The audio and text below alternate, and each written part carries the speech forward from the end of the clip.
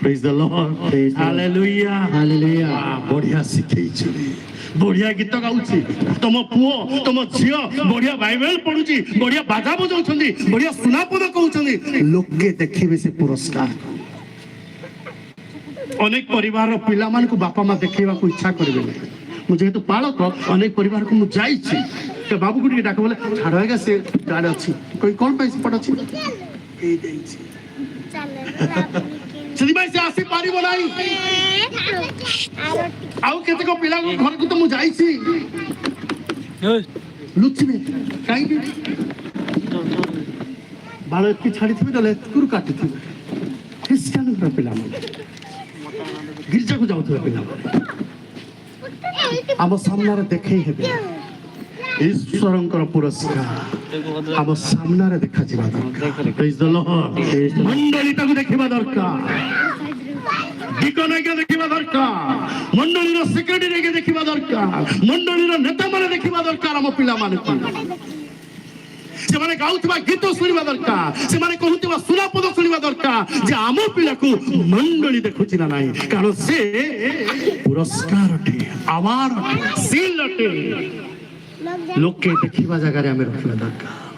Praise the Lord. Praise the Lord. Hallelujah. Hallelujah. ମୁଁ ଭୀମ ପୁଷ୍ପକୁ ଏହି ଅନୁରୋଧ କରିବି, ପ୍ରଭୁ ଯେତେବେଳେ ତୁମ କୋଳରେ ଏକ ନୂତନ ଶିଶୁ କନ୍ୟାକୁ ଦେଇଅଛନ୍ତି, ପ୍ରଭୁଙ୍କ ଉଦ୍ଦେଶ୍ୟରେ ବଞ୍ଚାନ୍ତୁ, ପ୍ରଭୁଙ୍କ ପାଇଁ ତାକୁ ବଢାନ୍ତୁ, ତା ପାଇଁ ସବୁବେଳେ ଆଣ୍ଠୁ ମାରି ପ୍ରାର୍ଥନା କରନ୍ତୁ।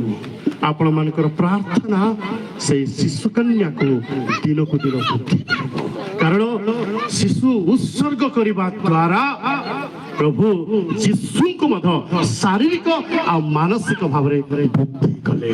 ମୁଁ ଏତେବେଳେ ଅନୁରୋଧ କରିବି, ଦୁଇ ଜଣ ସ୍ୱାମୀ ସ୍ତ୍ରୀ ସ୍ଥାନରେ ବସନ୍ତୁ।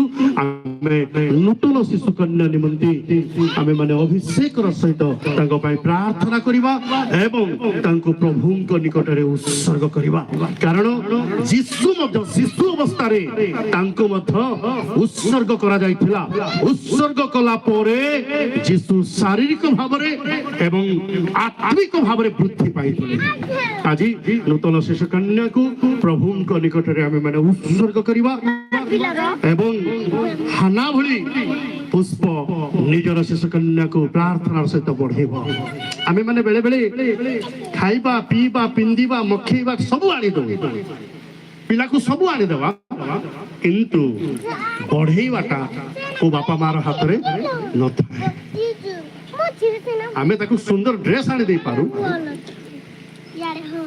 ସାବୁନ ତେଲ ଆଣି ଦେଇପାରୁ, ଦାମୀ ଦାମୀ ଖାଇବା ପିଇବା ବି ପିଲାମାନଙ୍କୁ ଆଣି ଦେଇପାରୁ, ମାତ୍ର ବଢେଇବାର ଅଧିକାର ଆମ ହାତରେ ନାହିଁ। ତେଣୁ ବୃଦ୍ଧି ସାଧନ କରିବାର ଅଧିକାର କାହା ପାଖରେ ଅଛି? ଯଦି ବାଇବେଲରେ ଆପଣ ମାନେ ଦେଖିବେ, ବୃଦ୍ଧି ସାଧନ କରିବାର ଅଧିକାର କେବଳ ଈଶ୍ୱରଙ୍କ ହାତରେ ଅଛି। ଟିକେ ପ୍ରଥମ କରନ୍ତି 3:6 ପଦ ଟିକେ ପଢନ୍ତୁ। ପ୍ରଥମ କରନ୍ତି 3:6 ପଢିପାରିବେ? ପଢନ୍ତୁ, କଣ ଲେଖା ଅଛି? ଗୋଟିଏ ପଦ ପଢିବା, ତାପରେ ଆମେ ସମାପ୍ତ କରିବା।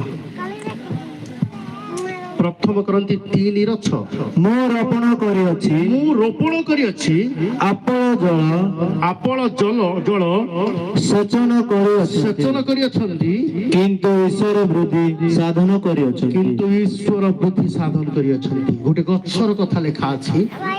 ଗୋଟେ ଗଛ ବଢିବା ପାଇଁ 3 ଜଣଙ୍କର ଭୂମିକା ସେଠି ରହେ। ଲେଖା ଅଛି ଆପୋଲୋ, ମୁଁ ରୋପଣ କରିଅଛି। ପାଉଲ କହୁଛନ୍ତି ମୁଁ ଗଛକୁ ଲଗେଇଛି, ଆପୋଲୋ ବୋଲି ଜଣେ ଲୋକ ଗଛକୁ ପାଣି ଦେଇଛି, ମାତ୍ର ବଢେଇଛନ୍ତି କିଏ?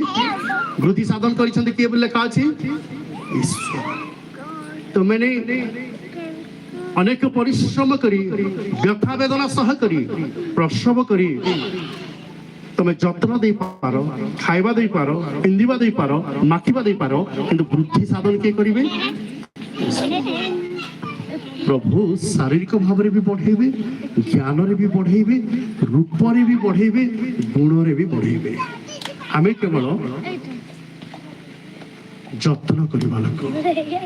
ଗୋଟେ ଗଛ ଯେମିତି ଆମେ ଯତ୍ନ କରୁ, ମାତ୍ର ସେ କେମିତି ବଢୁଛି ଆମେ ଜାଣୁ, ସେମ୍ ଆମ ଘରର ପୁଅ ଝିଅ ମାନଙ୍କୁ ଆମେ ଯତ୍ନ କରୁ, କିନ୍ତୁ ପ୍ରଭୁ